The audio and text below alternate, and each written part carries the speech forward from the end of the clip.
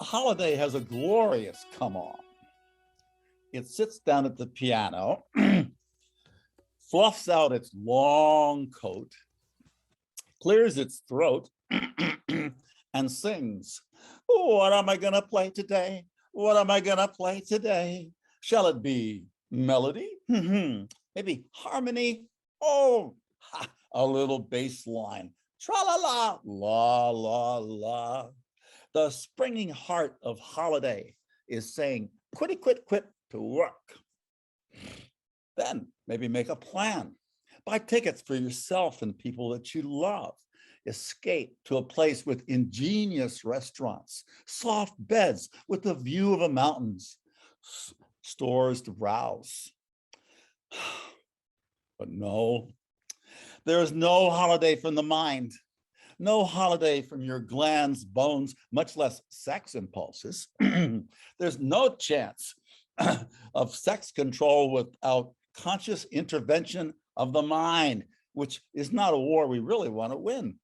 Holiday implies release from work first and foremost. I mean the work where you trade your life for money. My secret is I'm on holiday right now. I'm delightfully unemployed. I'm not retired because I cannot retire from being Professor Dada. There are days I don't do anything, not even read emails. It's wonderful, this philanthropy from God. My wife is in futuristic organizations, networking like crazy, making phone calls, healing people, expressing love in the world. But I can go a whole day solo in the melodrama of self, wearing t-shirts and shorts, but naked to God. TV supports and consoles me. Let Hulu and HBO be my staff and coffee my sword. Marijuana is the nervous dog that guards my door, fending off that bane of holidays, apathy. You have to start yourself up like a fabulous automobile, a Bugatti of delight. Make a commotion of yourself. Alas, my own personal holidays can deep dive. Recently, busting out of LA, important tasks delayed my departure from my desert holiday until 4 p.m. when I proudly took the wheel, blowing east on the 101. I flew by sunset in Santa Monica like a loose ribbon on a bride's bouquet. But traffic walled up against me at Western. My highway escape slowed, absorbed into a plodding exodus. All the cars had to creep along, making room for those entering from the other side of downtown. It was a squeeze of metal, anticipating metal. Astral bastards in the Badlands, a plague on all these false roads. My holiday had wheels of love. I secretly enjoy the slow thrill of long distance driving. I became frenzied and outraged at this plugged toilet of a freeway. I was sandwiched like ham and cheese on this sun blast of concrete, stinking of tires and gasoline. I popped and hopped behind the wheel, slammed my horn like a New Yorker to wipe out those air-conditioned bastards up front. This holiday was like a junkyard refrigerator. Traffic annihilated my inner peace, shut down my higher functions. God was against me. When 2 hours later, I was still only 20 miles out of LA, I called my host out in the desert who said, only a fool would try to leave LA at rush hour. What price? Wisdom. As it turns out, about $5 a gallon and a little anger management. I judge myself less on holidays. My early college days were about celebration, booze, and sex in reverse order. But when I was a hippie traveling about the land, I sought contrast. I vacationed on an island where nothing happened but clouds and palm trees. Sometimes those clouds came down and walked right through my backyard. The palm trees gave me wavy signals that maybe life was okay. But I watched a lot of television at the time, so I didn't know what to think.